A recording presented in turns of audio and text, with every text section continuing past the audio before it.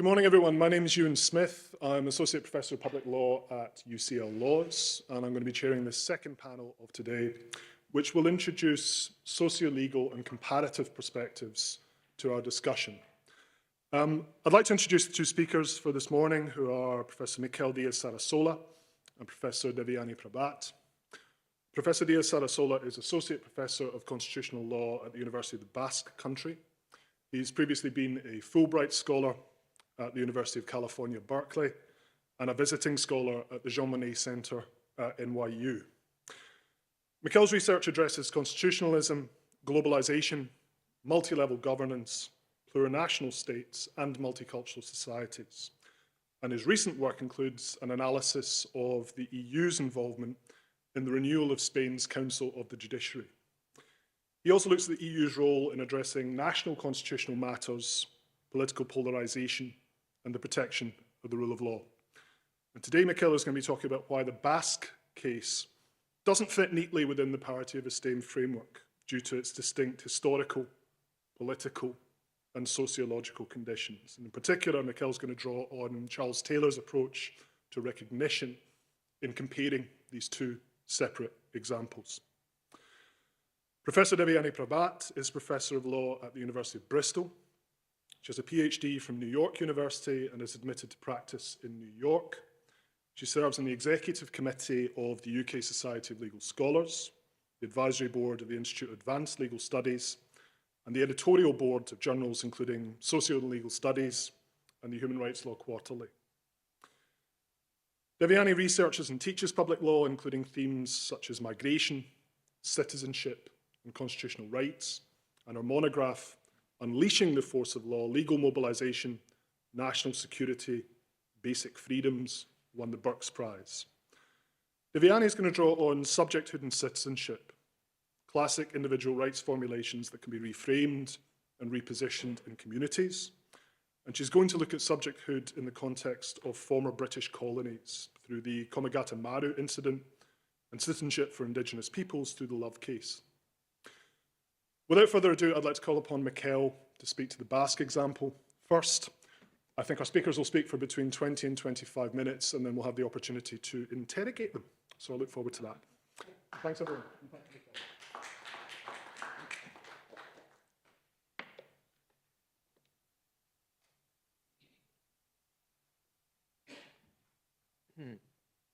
Hello to everybody. Thank you very much, Iwan, for your kind introduction. First of all, I would like to thank Tom for this really nice invitation to come here today.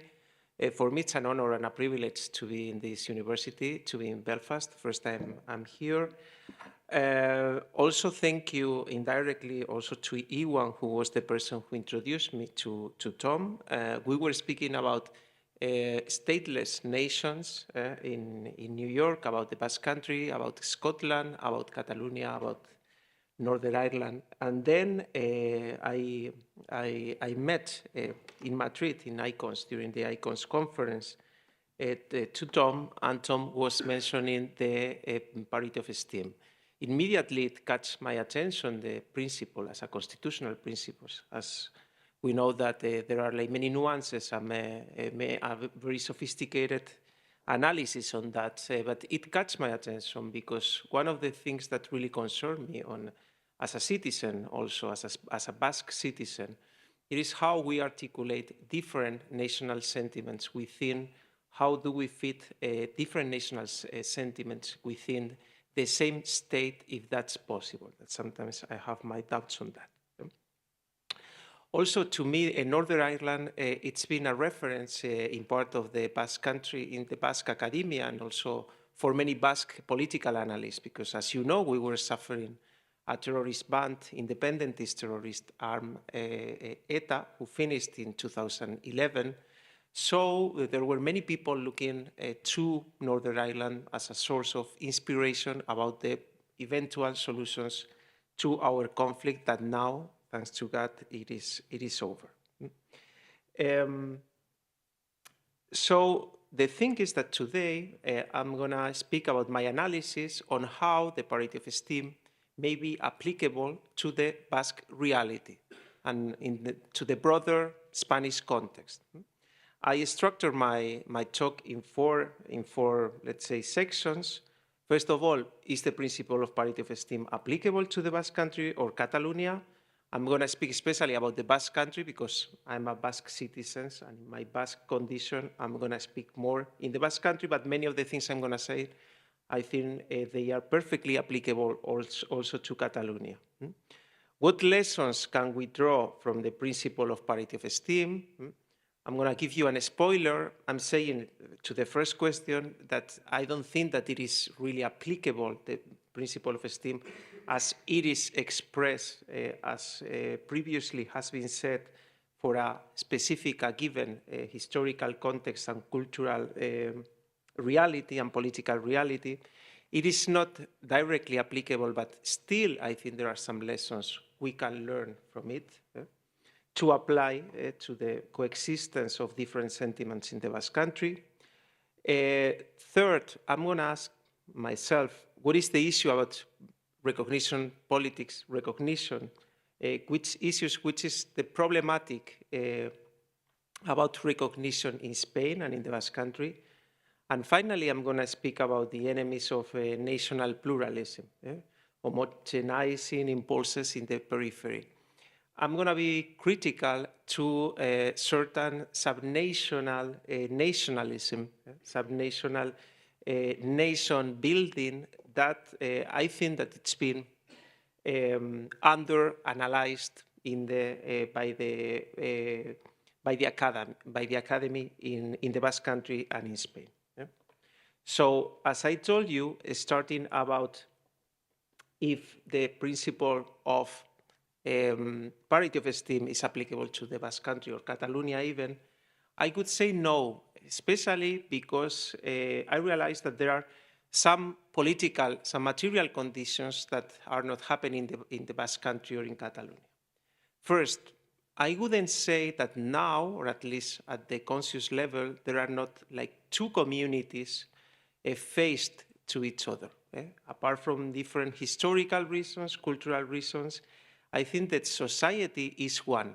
What there are different people with different opinions, political opinions, on the political status as to what the Basque Country should be. There are people who are more independentists, there are people who are more autonomist, there are people who are more unionist, let's say, more centralist, but still we share the same social spaces. We have members of different political sensibilities in the family, among friends, in the workplace. Also, your partner can be from a different perspective. But still, I think we have some elements that bind the society together. Among them, festivities, cultural identity. I think that in general, there is a pride of the cultural particularity of the Basque Country, even if for many Basque, independence is not an option or is not a convenient thing. Also, I'm here displaying the results of the last elections. People vote differently depending on the type of election. It is not the same, for example, when we were called to elect the Spanish Congress, where the Spanish Socialist Party won in the Basque Country, than when we are electing the regional parliament, where there is a heavily nationalist majority. In Catalonia, after what happened, after the conflict of the process, after the conflict of the independentist movement, now in the regional parliament, the Spanish Socialist Party won, and it is the Spanish Socialist Party who is ruling now the regional autonomy of Catalonia. Secondly, I really like how in the previous intervention you were speaking about the others. I think that the majority of individuals of the Basque Country and of Catalonia are, let's say, the others. They have complex, hybrid, overlapping national identities, national feelings. Actually, there are surveys carried out not by like Spanish government, but by Basque government and Catalan government, sometimes run by nationalist party, who say how like the majority of the population, they feel both Spanish and Basque in different degrees. Normally, people tend to be more Basque, feel more Basque than Spanish, but still they combine it on a natural basis. They don't see any incompatibility on feeling both. And it happens the same in the Basque Country and in Catalonia. And I'm showing you these last surveys on that. The third reason why I think it is of a difficult application, the Parity of Esteem in the Basque Country. The alternative status searched or pursued by the independentist movement, it is not such a, let's say, a straightforward process as it could be in the case of Northern Ireland. Because in our case, it doesn't imply the annexation of one territory into an already existing state member, European member state. It would imply the creation of a completely new state, a completely new political entity, from different territories, from the Basque Autonomous, for the Basque Autonomy Territory, from Navarra, both are different autonomies within Spain, and then from 3 territories in France. So I guess it is quite complicated to come up with this scenario. And it would be the first time happening in the history of this Basque community. So again, do we think that we don't have anything to learn from your experience on the Parity of Esteem?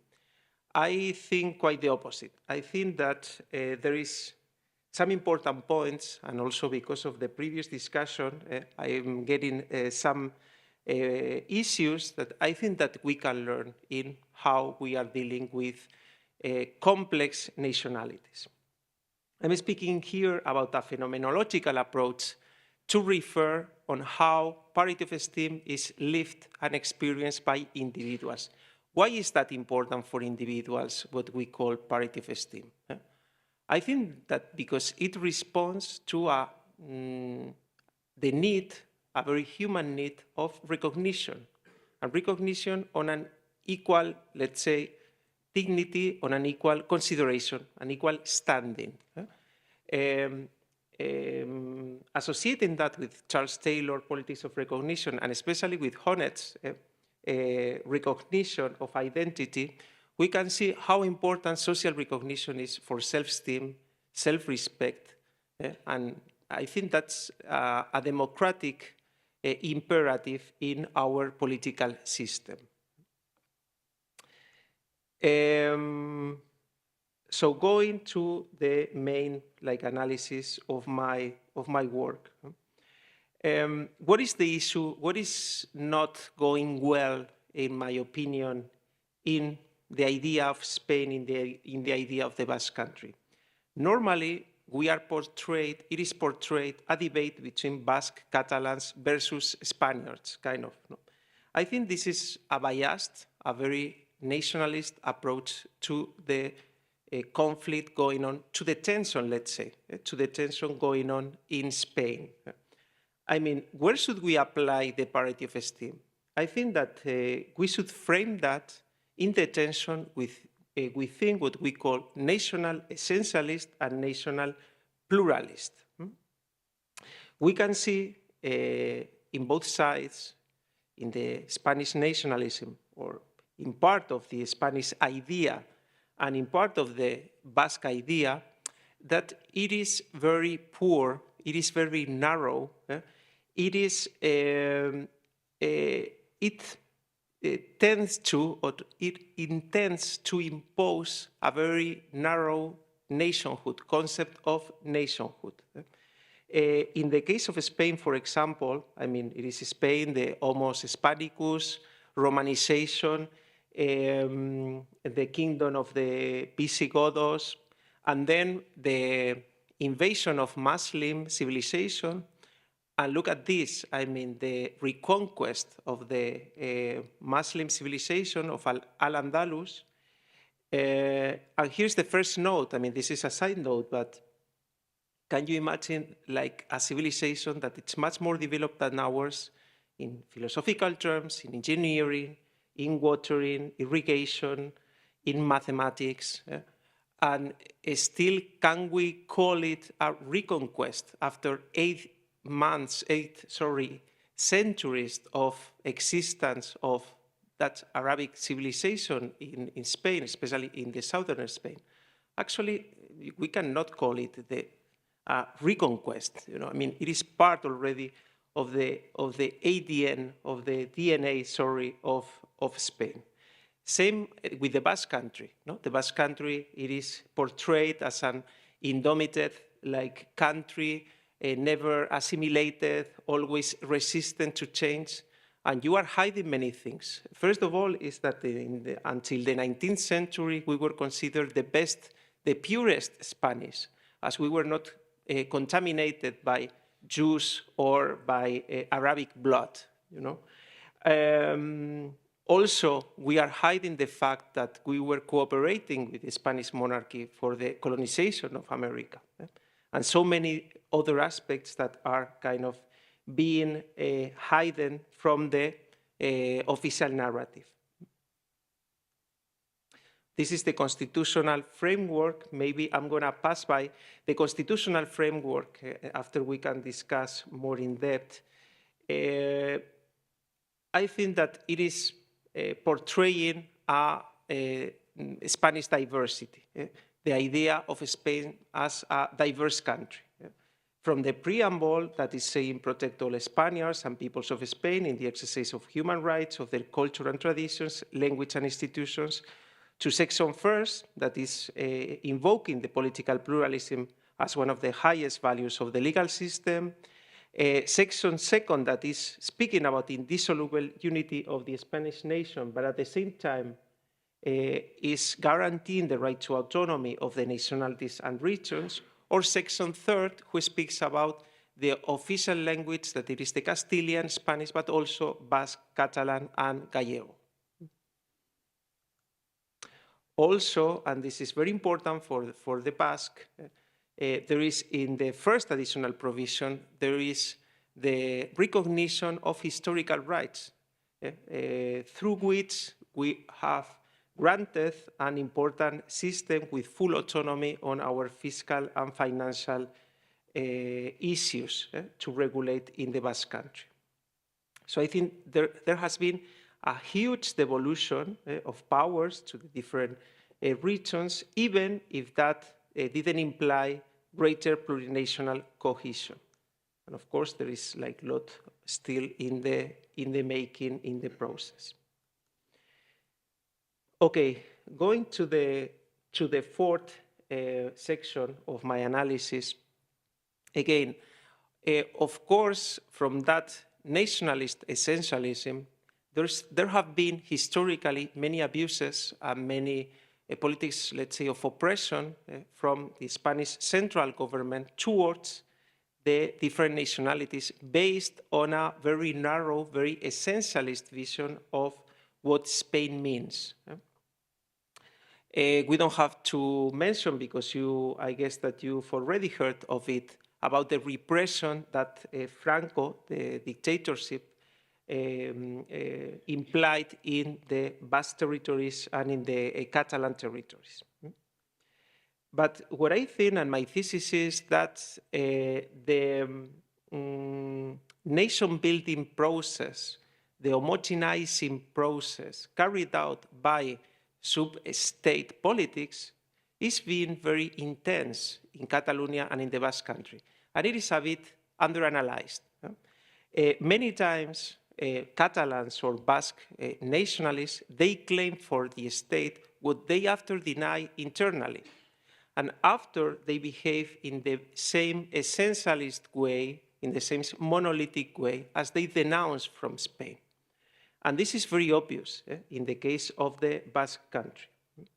I was writing here something much more nicer with very precise words.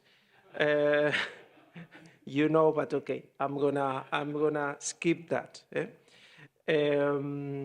No, I was saying that, yes, well, okay. The thing is, that's my thesis, and I'm analyzing this in 6 key areas of government. As you know, I mean, we have a high devolution of powers, we have powers in many fields, and that sub-state nationalism or sub-state politics is like shaping a nation, an idea of Basque nation, an idea of Catalan nation that is a bit distorted, that is very poor, that it doesn't gather the complexity of national and cultural identities within Basque and within Catalans. And there are 6 areas. One, language policies. As I told you, I think that we all appreciate Basque. Actually, Basque is spoken by 30% of the population. However, proficiency in Basque is required to get almost all public positions. So some voices denounce that this is being used for certain social engineering, because the highest positions, of course, are taken by those people of rural areas, of Basque-speaking territories that normally are more nationalist than urban areas or more populated areas. And they make sure that this is for them. Also, because of language policies, I mean, the vehicular language in schools is Basque. It is a very complex issue I cannot explain now, but the thing is that naturally or native Basque-speaking people are having access to better schools than those people who don't master Basque. And actually, now we are having important problems of segregation in the Basque country. Memory discourses, also. Memory discourses, especially of the recent past. Basque, we are portrayed as suffering victims of Franquism, and that we were fighting during the Civil War against Franco's, let's say, conquer of the territory. However, it is not said that many sectors of the population in the Basque country were supporting, especially Catholic and traditionalist Basque people, were supporting the coup d'etat, were supporting Franco's regime. Also, it is not said that many Basques were fighting against Franco, but not because of a Basque nation, that maybe also, but because of the values represented by the Spanish Republic. Cultural policies. The Basque government is promoting, I mean, not always, of course, but there is a tendency of cultivating a monocultural model, where, for example, those people who are not considered pure Basque are sidelined. For example, I don't know if you heard of it, Fernando Aramburu, a Spanish writer from my city, from San Sebastian, who wrote Patria, a very famous novel on the Basque conflict, who was critical with the Basque society about our attitude towards terrorism. We all know that he's not going to get any public prize or any public recognition from Basque authorities. He's kind of considered Spanish. He's not really 100% like a Basque creature, a Basque citizen. Education, as I said, growing segregation. Public media. Public media is all the time describing, and this, yes, this is, I'm gonna read you. EITB, public television, public news, reflects a deliberate strategy of distancing Basque identity from Spain. For example, they never pronounce the name Spain. When they are speaking about Spain, they say the state, something that is far away, something gray, something oppressive. Coverage of Spain is often negative, focusing on corruption, Catalonia, territorial tensions, grievance, and avoiding any recognition of Spain's internal diversity. I mean, for the Basque media, Spain is Madrid. It's kind of far-right Spanish nationalism. also that I was saying that in Madrid, and you were laughing about that, no? The Spanish national football team, it is the news like if it was playing France or Italy or UK. I mean, it is nothing about the Spanish team playing and winning the Euro Cup. Huh? It is okay, they won, that's it.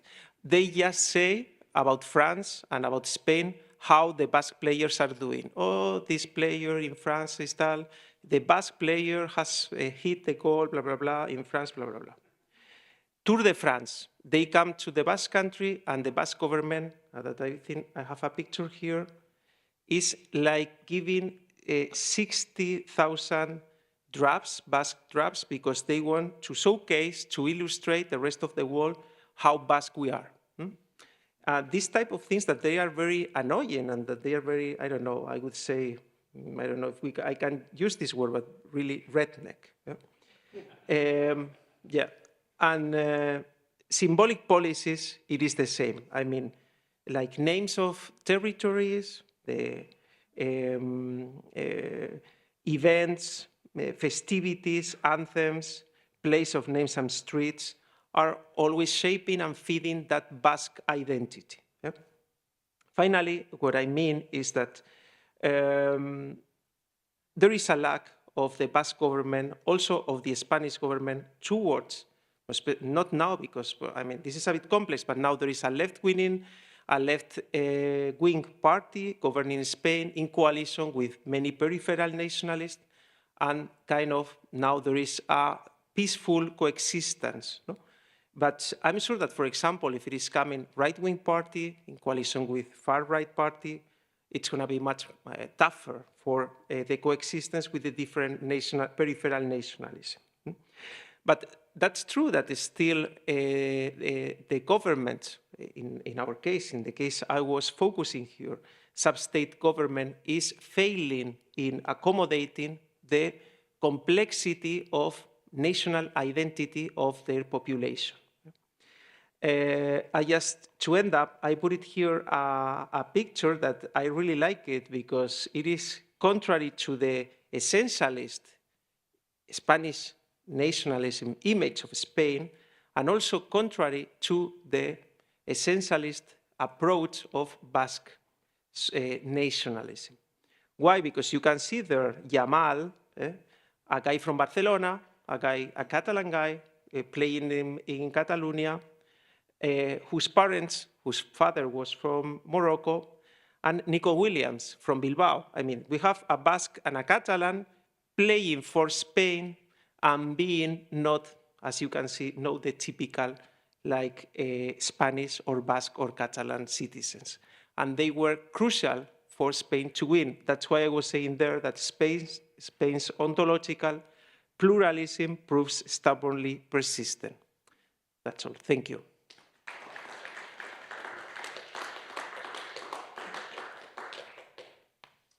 Thank you very much, Mikel. I think Chris was right to note the challenges of being one of the others in speaking to a community such as this. I think when we speak to our otherness and to our experience of the way that these principles might apply in our communities, perhaps we can shed a different sort of light. So thank you very much for that. Divyani, can I hand over to you?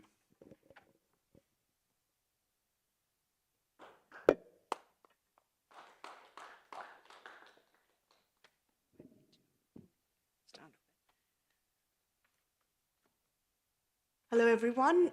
Very big thank you to Tom, who's brought us together once again here in beautiful Belfast, and also to Ewan for his introduction, and for the brilliant papers that we have heard today. I really benefited from those, and I'm glad I haven't done slides because I can now change things around and address some of the issues that were raised by the other speakers. So it gives me some flexibility in my talk. I'm going to be talking specifically about long-term residents, subjects, citizens, and their rights, and the concept of parity of esteem and what we can take from it.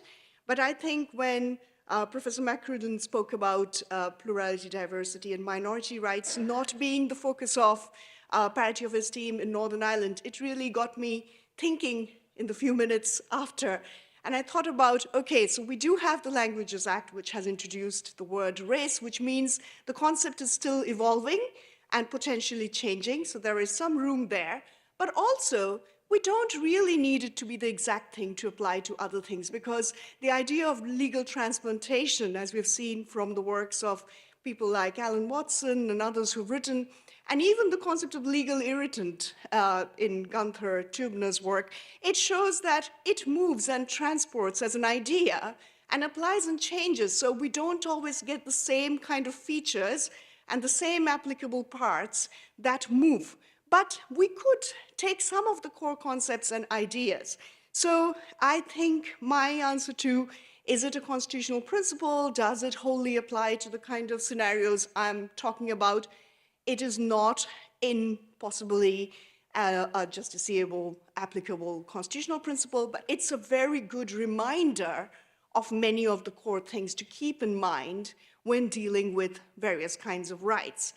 And the other thing that we need to think about is that some of the parity of esteem literature actually predates its application in a two-party conflict, almost equal numbers, but conflict societies and the peace process in Northern Ireland.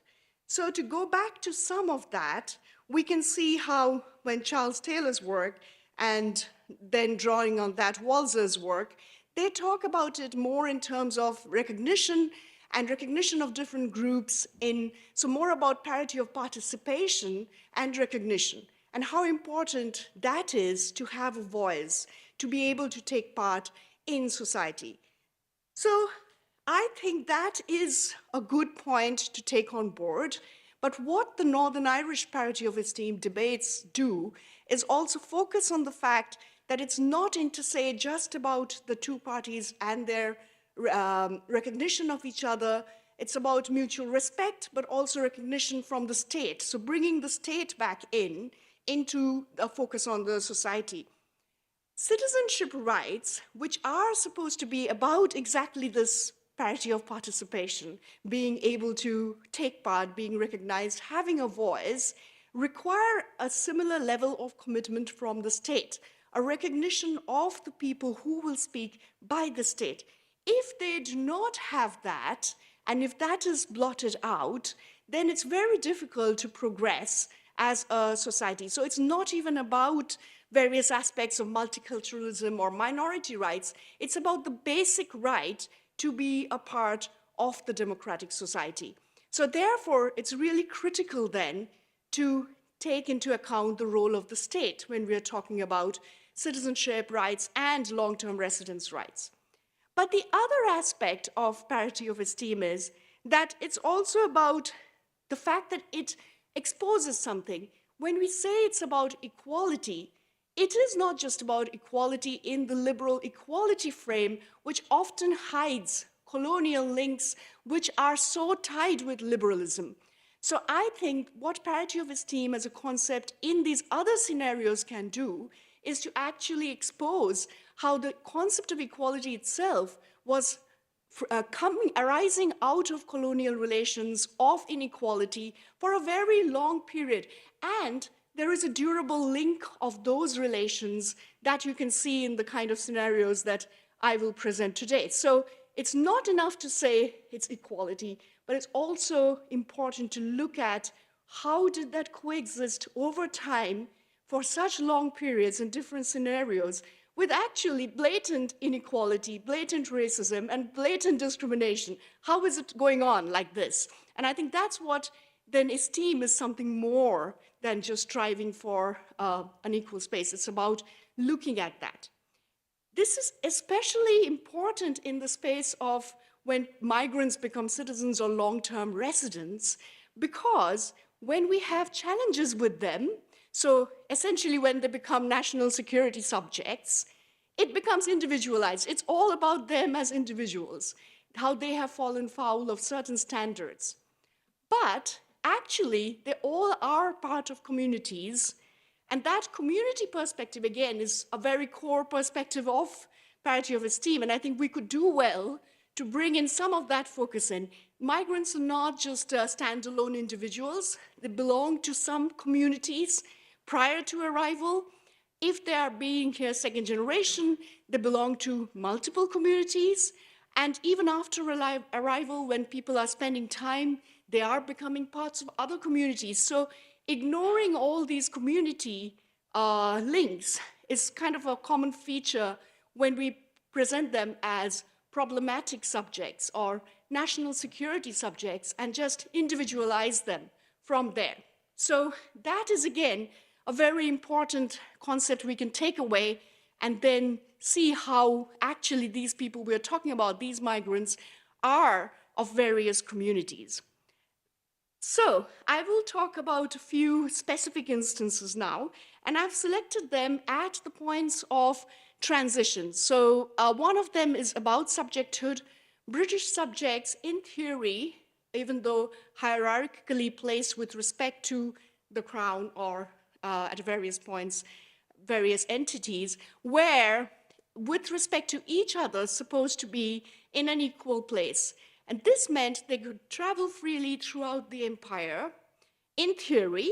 In practice, however, there was a lot of stopping of various people, famous instance being Cornelia Sorabji, who was the first woman to become a lawyer, was stopped by the Canadian government. And when she asserted she's a British subject, they said, well, Canada is hardly a part of the empire. That was the reaction of the border agent. And we're not part of the empire, really. And this was in 1923. And if we were, even then, you are not really the kind of British subject that can travel across. I think that is so telling, because this was the experience of many people who were traveling from the British colonies to the dominions, because their experience of colonialism was completely different from the experience of those who were in the so-called settler places. And again, this was existing within the idea of equal subjecthood. And one example then, which stands across, is that of the Komagato Maru ship people, who were basically Sikh nationals. I can't call them nationals, but they were also they had a separate identity from the rest of the Indian subcontinent at that time. But it's important because they saw themselves as very loyal British subjects. Most of them had served in the British Army across the empire, had been hired across the empire. And at this point, they wanted to travel from India to Canada to resettle there. And they were going in the ship they had hired, which was going to take them from Hong Kong to Canada, to Vancouver, just because it wasn't possible to go in a continuous journey from the subcontinent. Canada had banned continuous long trips of arrival. Again, that was meant to target arrivals from far-flung parts of the empire. And when they reached there, throughout, they strongly believed that as British subjects, they will be able to, to land and to be received and to find jobs, etc., because why not? That was what it's all about across the empire. But what happened to them was they were never allowed to disembark. Their case went up all the way to Vancouver's highest court, and I read to you a little bit about what that court said, which was essentially about that none of these people are what we imagine when we talk about British subject. They are Asiatic, and they are not suited for the climate of Canada. And so they're not the suitable subjects to be disembarking here.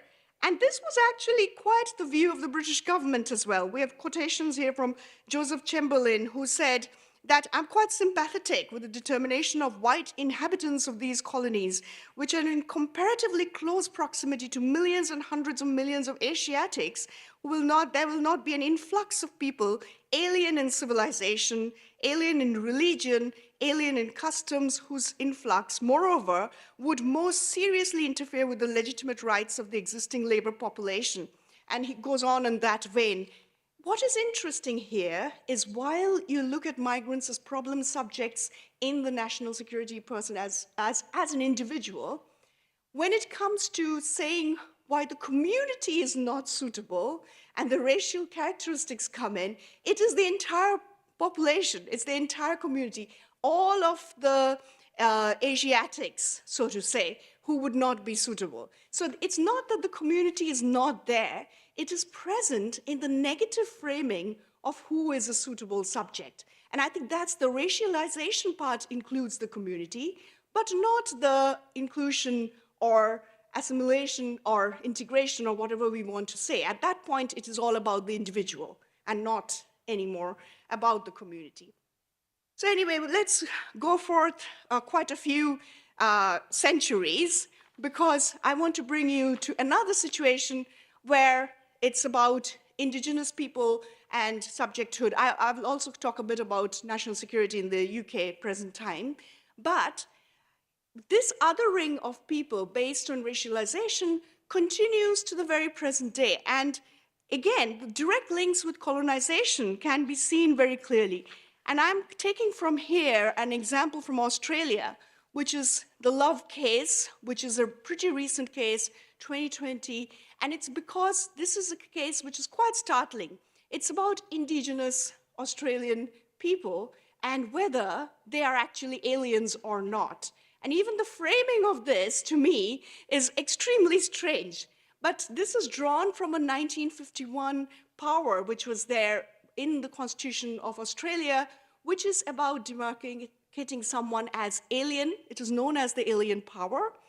And they can do this if they can establish that the person is not truly Australian. So how did the Indigenous question come in this case? It's because, again, there were people who were born outside of Australia. I think one of them was born in New Zealand and the other one in Papua New Guinea, somewhere outside Australia, but nearby. Both of them belong to Indigenous Australian tribes. So the question became, when both of these men, they had criminal records, can they be deported?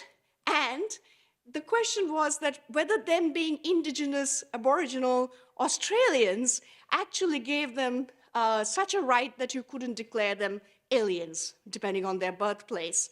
And we have here a decision where the court, after looking at it on a majority opinion, actually says that as an Indigenous Australian, you have special rights, special links with the land, special links with the country, that you cannot be called alien. There are, however, strong dissents in this, and it's likely that this case, we might get further developments. But to me, it's surprising that even the question arises. And the question arises because that power about declaring someone alien exists in the Australian Constitution. And if we look into the constitutional debates, we can trace it to the presence of British subjects who were already in Australia. The concern was, it's not about preventing entry, it's what will we do with the ones who are already here, who are not fitting in with Australia, who are not really assimilable. Is that even a word? You can't assimilate them, essentially, because they're so racially different. And who were these? These were basically non-white, mainly African and Asian British subjects who had reached Australia. So the power retention was to essentially ensure that you can have control over it. So many such examples obviously exist in the US context as well in terms of denaturalization. I cannot go through all of it here. I will come to now the present context and talk a little bit about the similar national security framing and differentiated citizenship in the current context. I think one of the examples that is best known of that is citizenship stripping, which is cancellation of citizenship. And a key example of that, which has been in the press a lot, is that of Shamima Begum, who was a 15-year-old schoolgirl at the time that she made a trip to Syria, and ever since has not been able to come back to the UK. Now, Shamima was born here in the UK. Our parents, at least one of them, was definitely a British citizen, so she acquired citizenship at birth. The question in her case was that whether she could re-enter to challenge this cancellation of citizenship, in which, after various judgments, it was decided that she could not. But the other issue was, is there a surviving citizenship that she could have as an alternate to her British citizenship so that she would not be rendered stateless? And in her case, that was supposed to be Bangladeshi nationality, because Bangladeshi Nationality Act gives an eligibility for citizenship until age 21 to people born overseas to Bangladeshi heritage parents. So essentially, it might give you an eligibility, whether you want it or not. It's sort of a presumptive eligibility placed on people. Anyway, in Shamima Begum's case, Bangladesh even made an announcement that she's not their national and they will put her on trial for terrorism and ask for the death penalty. So there was no real issue and no real question of her of ever acquiring that citizenship or reaching there. So it was only about the eligibility. What we see in this case essentially is an argument from the Home Secretary that she may have been born here, but she still has this link and this eligibility. And because it's a national security concern, there are reservations to the Statelessness Convention which cover this, and it's possible to take this citizenship away, the British citizenship away, without, it doesn't matter if she's de facto stateless, de jure, that connection still works. Now, in this case, when it came up, there were questions about what is the signaling to the wider community, which is also present. What is the signal here for citizens at birth who are British nationals at birth, second generation, and who do not even have a functioning other citizenship? If you can strip them, what is the signal for the rest of the community that do you ever belong, truly, or not? And I think that came up as an issue, was not actually answered. They referred to it and they said they have material, they've seen, they're satisfied. It does not affect anyone else, although there are concerns. And we do not get to actually see that evidence because it happens in a secret court, so we don't know what that evidence is. Nevertheless, recently in this year, there's been a different case, an E2 case, which is about, again, stripping off people based on Bangladeshi eligibility. But in this case, the court has said, actually, these people were all way above 21. They didn't have surviving nationality of Bangladesh at all, even presumptively, and you cannot strip them. So we still are getting very technical, narrow legal questions on this alternate nationality availability, which is not so much about connections with this society or community or any sort of Britishness, but sort of it being threatened by any other affiliations whatsoever.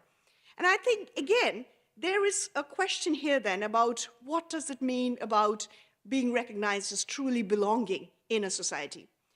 Finally, I will end with another type of long-term residence. Very recently, this year in February, we have a new guidance from the Home Office, which adds a specific requirement in the character guidance for naturalization. And it adds there that if you're an asylum seeker who has successfully got asylum, and even if you have got indefinite leave to remain, if you arrived through a dangerous journey at any point in your past, you would not be, that would be considered not good conduct, and you would be held back from proceeding towards citizenship. And I think this is, again, a great example of how we do not recognize that somebody who has been here as a long-term resident, has progressed to indefinite leave, they have these connections with community, with society. They have this right to have an equal engagement in their society. And how can it be that we can just hold them back on the ground of a dangerous journey, which they have also defined as can be a journey which is not just in a small boat. So it could be other things. And so I recently did a training for a refugee council, and they were like, what happens to people who've come like 20 years back? Are they still in this, even if they have ILR? And the answer is yes, from the reading of the guidance. So I think we really need to take a good look at what is the role of the state here in recognizing those who are not just even new arrivals, but long-term residents or who have citizenship or who have had various claims to equality. And I think there we have a role for something that critically examines both the idea of equality is as presented in liberalism and the idea of community as we understand. And I think that's where the idea that's there in Northern Ireland has got power and traction, even if through the route of legal transplantation. So I shall leave it there for questions now with you.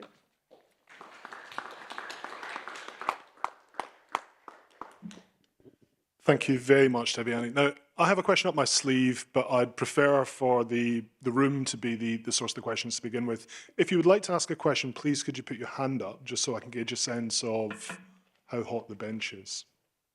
So I have one person with their hand up so far. I also have 2 people, 3 people. It's like an auction. Great. Why don't I take those 3, and then we'll do a round after that. Sorry, you were the first at the back. Is there a parity of esteem between the Basque and the Spanish? Do you feel that they regard each other equally, or if you're Spanish, if you're Basque, do you consider yourself to be different culturally, politically, socially? There are different realities between Basque, and Spain. And I think that the Spanish constitutional structure is not developing as it should be done, the recognition of a plurinational state. I think that there is a shortcoming there. And I think that still there's a lot to do about that. But again, what I was trying to say in my presentation is that you cannot do that from kind of an essentialist vision of what is the meaning of being Basque and being Spanish. I think that there is, let's say, a soft, fluid ontology about what means being Basque and Spanish. And I think that both approaches should be milded, should be moderated in order to make coexistence a real thing where most people can fit in. I don't know if I'm answering your question. Thank you, Mikel. Leah, could I ask you to come in next? Thank you so much. My question is for Mikel. See, when it comes to, it actually links very nicely to the first question. When it comes to national identities of Spanish and Basque people, is it mostly a positive affirmation of who we are, or does it also include an element of who we are not?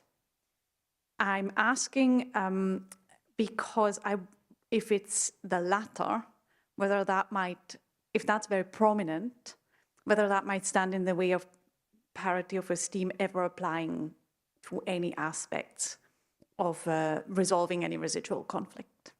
Thank you. Yes, I haven't said before, but one of the lessons we can get from parity of esteem, first is that there is ideal guideline for governments, not only for Basque government, but also for the Spanish government. And I think that in that case, parity of esteem could be a helpful or a nice instrument to be applied in the tension like going on in Spain. As to your question, if it is good or bad, or if it is a reason to exclude, yeah, there are certain spheres, certain forums that can be a reason to exclude, sometimes in a very subtle way, but it is. For example, and I'm telling you this because I'm Basque and I'm living this more like directly. I cannot imagine somebody, any artist who is doing their work, who is being funded by Basque government, who is being recognized by Basque authorities, saying, for example, that he feels Spanish. I cannot think of that. So it is very subtle. I guess, according to law, of course, that's possible, but I don't see that scenario. This only emphasized, highlighted, valued the one aligning with that idea of being Basque. And it is the same, the opposite. I guess that there are certain Spanish feeling, and there is, for whom they cannot understand that you can be feeling that you may have a Basque national sentiment. They cannot consider that you are or you are not Spanish, from a very narrow, let's say, curtailing approach to the national sentiment. I don't know if I'm answering your question. We have one more question to the floor. I know we've had 2 questions about Basque identity. I want to ask a question to Devyani just before I come to this gentleman here. Drawing on what Chris said to us an hour and a half ago, do you think there are challenges in using a global model of subjecthood and citizenship to describe the situation here? I mean, this might be a Basque model as much as a global imperial model. Is Northern Ireland a particularism? And should others, and I think we can all be others for these purposes, do we need to tread carefully when we define community here? I think that's a great question. Yes, so definitely Parity of Esteem has evolved in a specific context here in Northern Ireland in a very specific style. And that is important to bear in mind, but I do not think that that prevents it from moving across jurisdictions or going to other places, as I mentioned. And I don't think it's particularly problematic for that to happen, because it can mean so many other things in the context of those other principles that it's been mentioned with. But I think the core focus, the focus on communities of recognition by the state, and the fact that it's equality plus, if I may say, in some way, I think those things can transfer to other jurisdictions. But of course, there is a cautionary side to it that most of these concepts can become quite kind of meaningless, especially as they're just thrown in together. So I do not know if I will think of it as useful in terms of case law or in terms of going into other statutes, but it could be useful for drawing attention to the colonial links and those type of comparative aspects, I think. Thank you, Devyani. Thank you very much for your patience. Sorry to keep you waiting. That's absolutely fine. Thank you both for your presentations. I also have a question for Mikkel. So I agree completely with your political analysis, but I was wondering whether actually the constitutional structure itself embodies much more elements of parity of esteem, and especially the issue of the recognition of the constituent peoples. To give some examples, you refer to Article 2, which actually speaks about the right to autonomy, the fueros, but also how the comunidades históricas actually managed to get autonomy. But even the Supreme Court, in the judgment on the October 2017 referendum about the dreaded decidir, I mean, they even recognized the remedial secession possibility, and they even said that, okay, secession is even possible if it's followed in a constitutional way. So perhaps the problem is not that the constitutional structure doesn't embody some characteristics of the parity of esteem, but it does it, as Professor Magruder said, in an ambiguous way, in a way that actually leaves a lot of space for the political elites to fight over them. And I guess an example of that is even the whole issue of the Estatut. It was actually adopted and ratified by the Spanish Parliament, but because of the Partido Popular, then the Supreme Court had to strike it down. So I guess the question is it true that the Spanish constitutional structure doesn't embody characteristics of parity of esteem, or is it that the political dynamics of Spain do not allow for a more wholesome incorporation of the parity of esteem? Yes, sure. As I think I was mentioned before, maybe I didn't explain it well. I think that the Constitution, it is what it is. And I think that it permits you to have an approach towards the parity of esteem. Actually, it has nothing to do with the country when there is, for example, now a government, left-wing government, with a coalition, with the support, external support of peripheral nationalists, or a government by the right wing with a majority. It has nothing to do. I mean, there are two different Spains. And actually, I haven't said, but between them, between, let's say, essentialists, between Basque nationalists, between Catalan nationalists and Spanish nationalists, they feed each other. When they are high, the others are high, because they understand that grammar. They understand that grammar. The thing is, it was not the Supreme Court, it was the Constitutional Court. No, the Constitutional Court, I think they did, they were explaining with a ruling of 800 pages, and they were trying to do something that didn't correspond to them. As you well suggested, I don't think it is a legal or even a constitutional issue, but it is a political issue. And the Constitutional Court tried to, explain between the boundaries of the constitutional law and within the Constitution how the self-determination claim should be dealt with within the framework of the Constitution.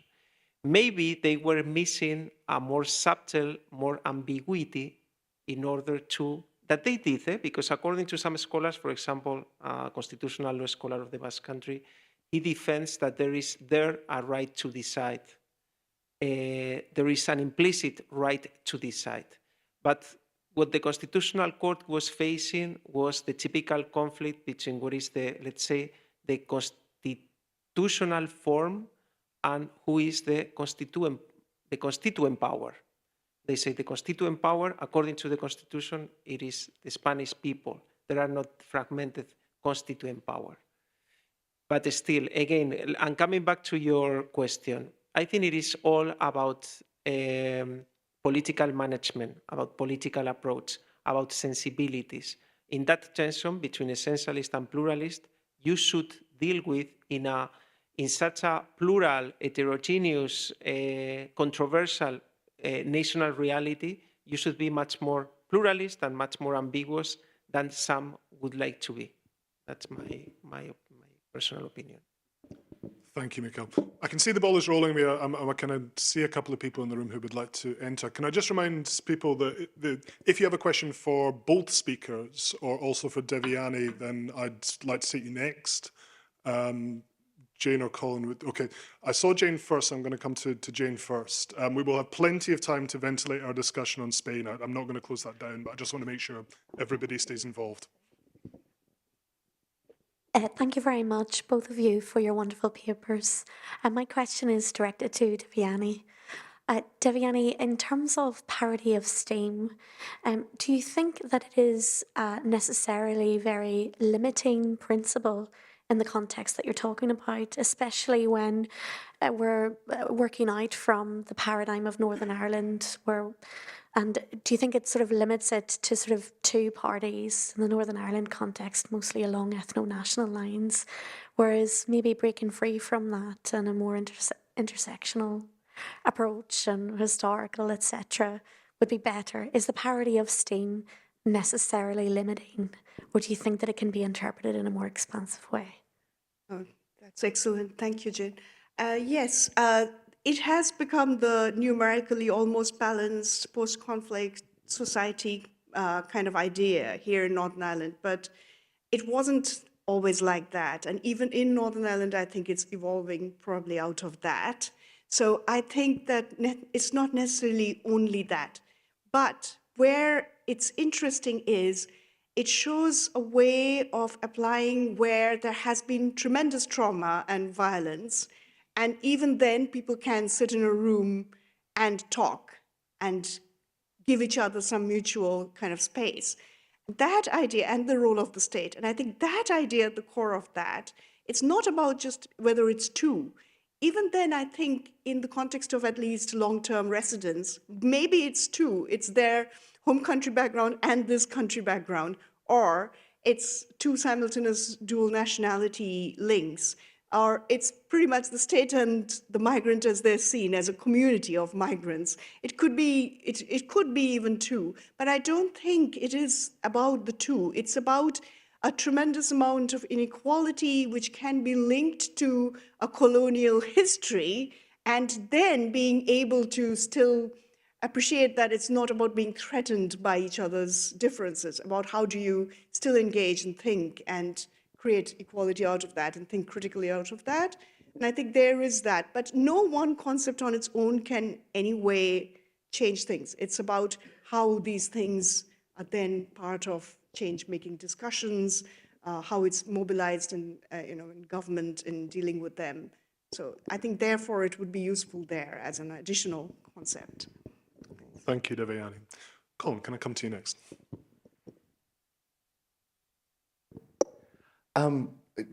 Devyani, In terms of what you've just talked about the ability to claim dual nationality within the space of NI and that being enshrined within the 1998 agreement, although it existed long before then, I suppose to advance on after that last response, is that not just a manifestation of, say, a separate and distinct colonial history, but it does also flag really important questions for your project on the colonial present within the UK constitutional order? Because if you're to do that, and you take a case like Shamina Begum, if Shamina Begum is born in Belfast, she automatically has a claim to another citizenship. And the UK government has been forced to say repeatedly that they would not use that as a basis to citizenship strip in the context of NI.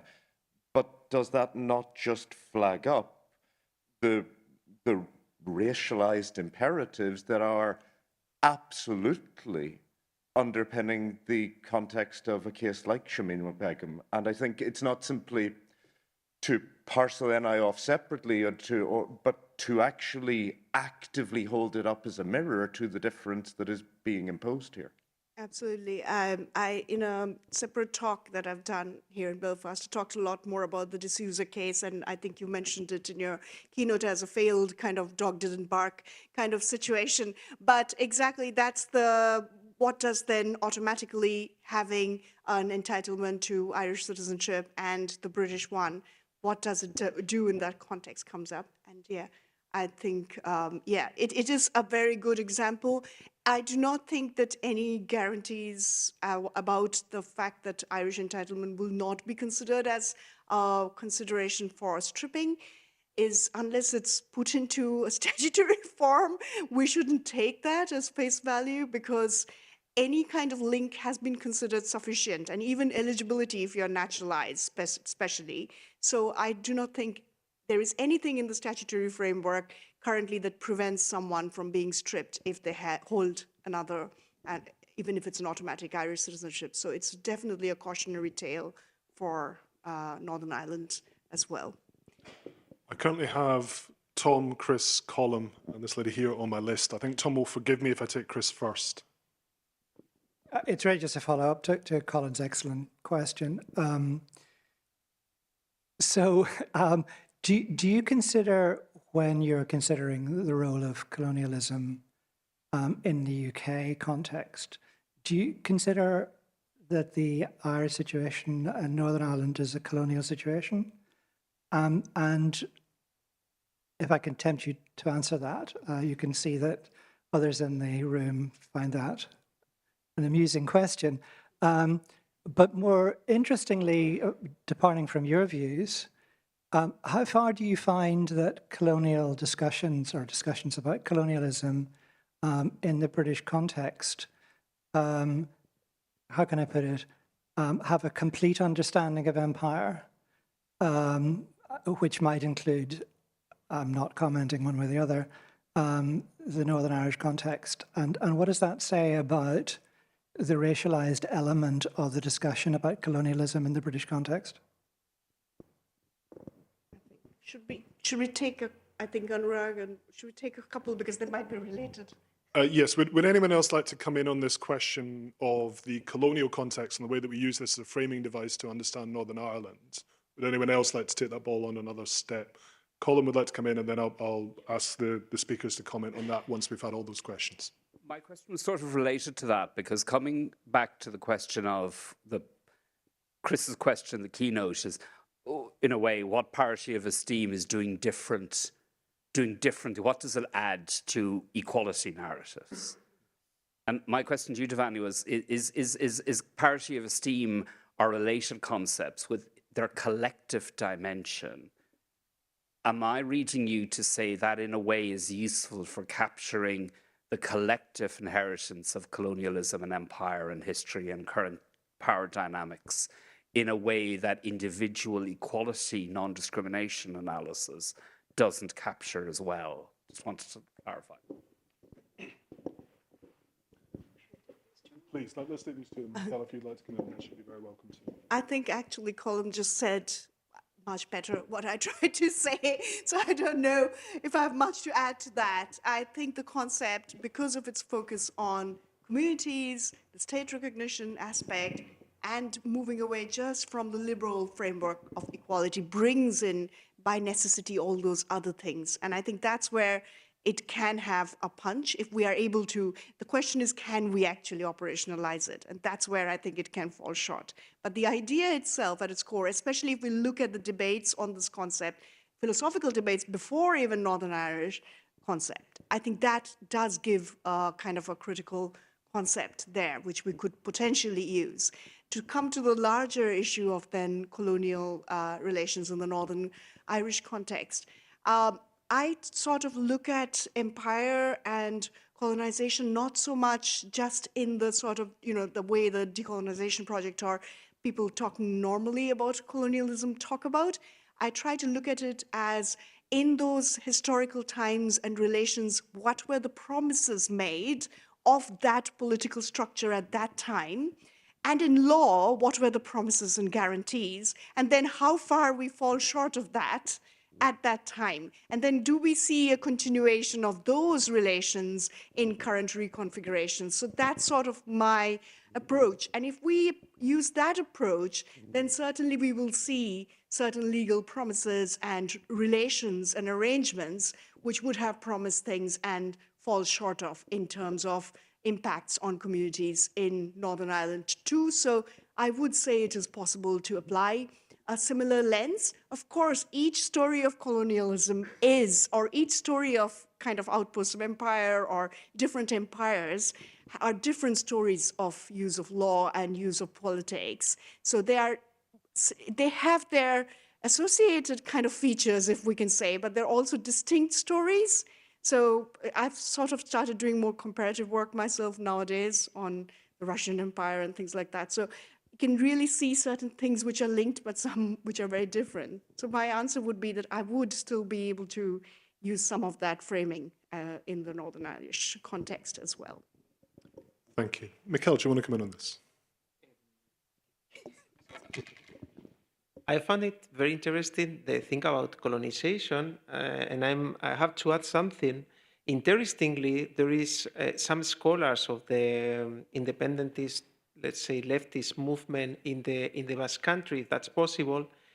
They are starting to focus the attention on decolonization. And finally, at the end of the day, what they want is to suggest that there is colonization going on, or there has been colonization of the Basque-like original population, for sure.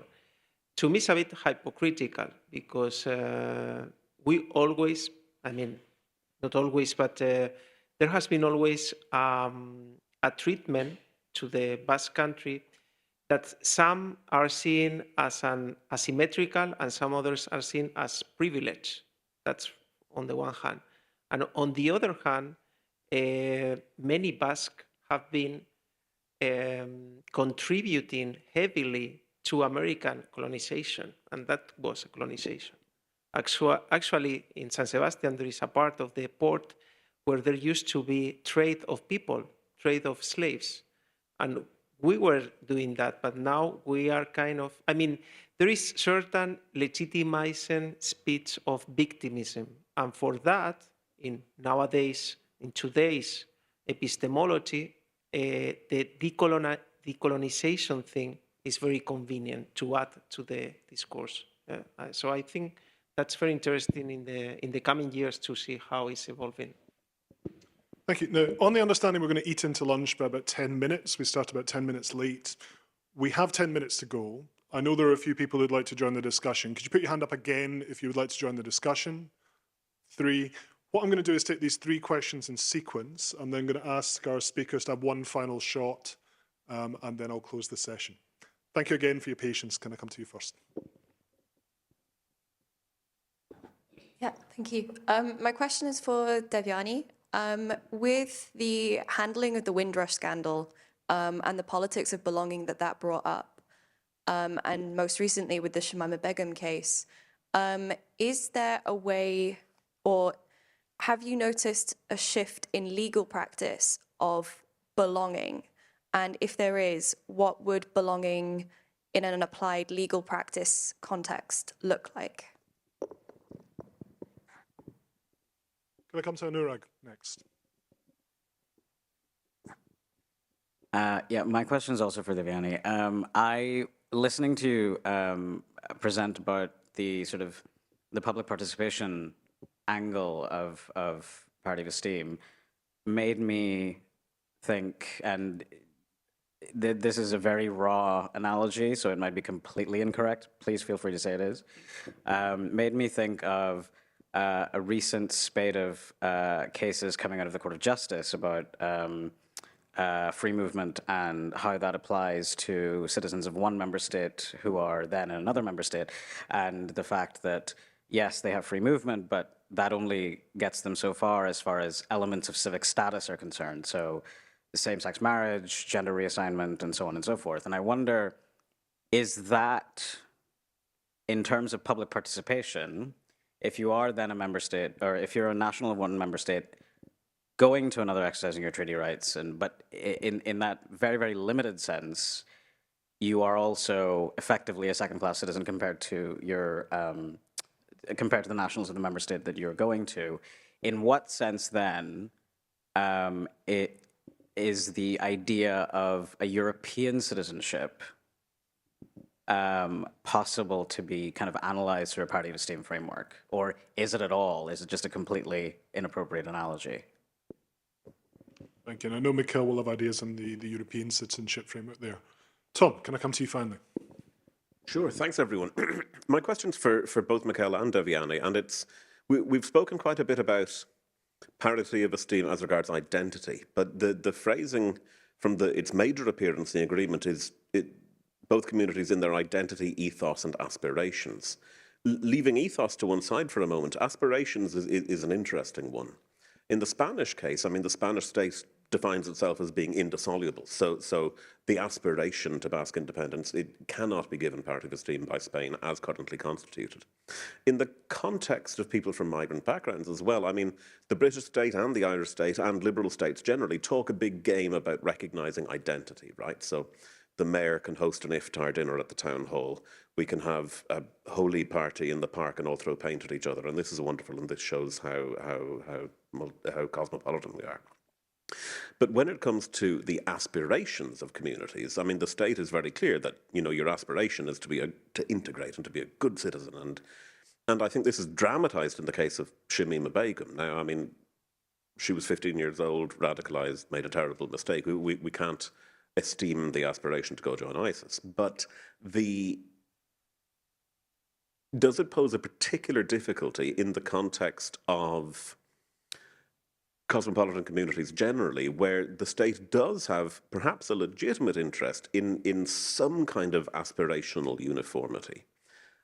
I say perhaps a legitimate interest. And are there legitimate, worthwhile, valuable pluralities that we can have in terms of parity of esteem for different aspirations of communities? The aspiration for your community to flourish, for your people to do well, both as a part of the broader community, but also distinct within the broader community. I wonder if you have any thoughts about that. Thank you. Go ahead. Okay, I mean, answering your question, Tom, I think that this is a very difficult one.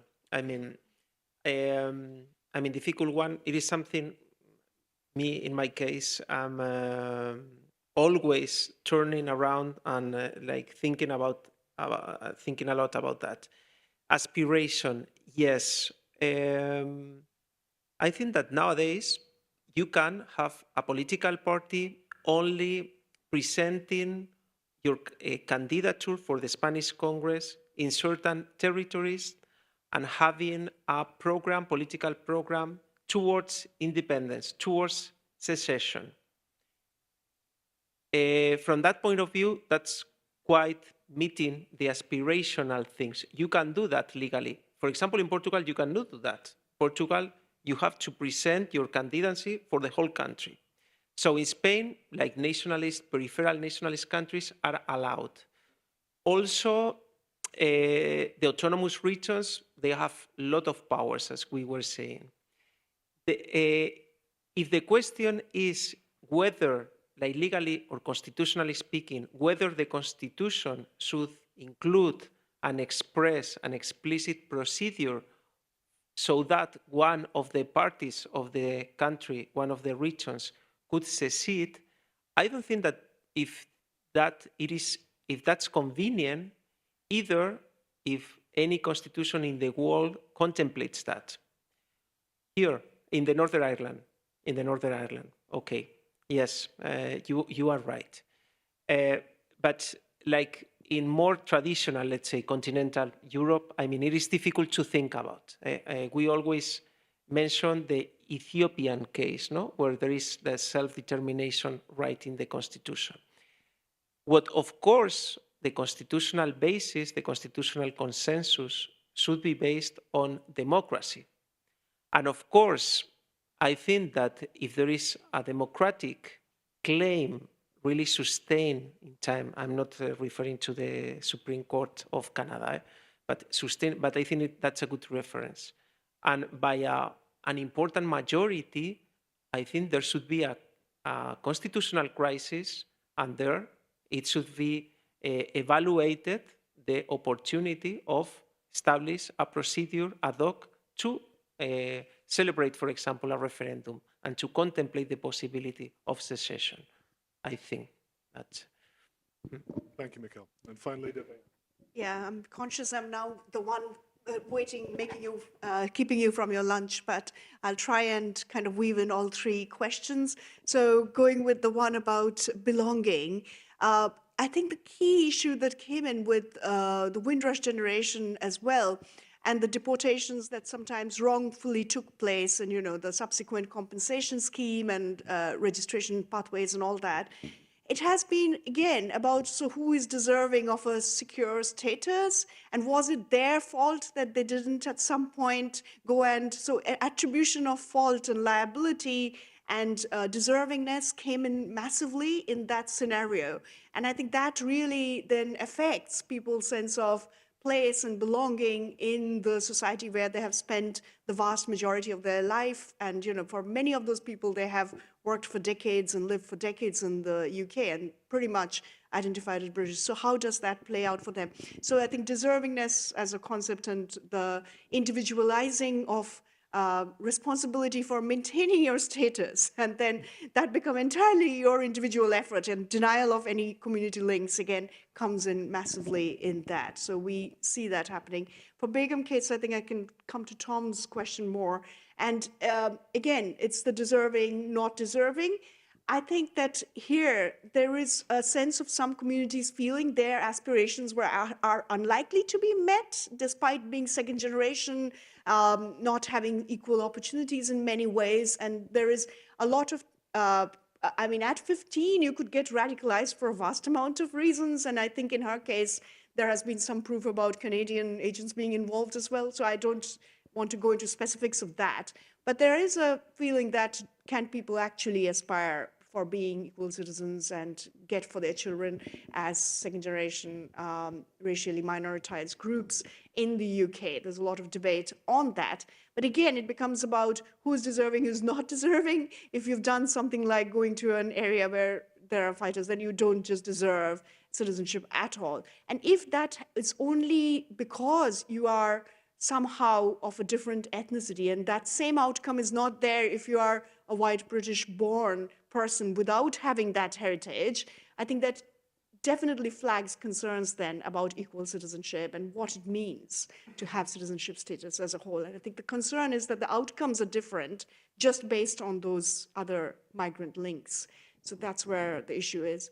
Finally, about EU citizenship, always it comes up that because it depends on the national membership first, so even though it's kind of transnational and continent-wide, and so you can have free movement around it, it's still first dependent on the national citizenship, so therein always there's the conflict here. And I guess that will come up again massively in those cases. What can nation states place in addition on other member state nations members in terms of free movement? It will not be equal to their there is always, you can privilege your own members. So it can be, you're privileged with respect to the rest of the world. And so in that sense, it is a superior kind of status. But with respect to that member state's nationals, it's never quite been, even in the UK scenario, we've always had exceptions with respect to family settlement, etc. Sometimes more favorable for EU nationals, but it's always been different in some way as well. So that would be my kind of short and quick answer to that. Back to you. I will not prevail upon your time any longer. Thank you very much to Mikkel and to Devyani for these two presentations.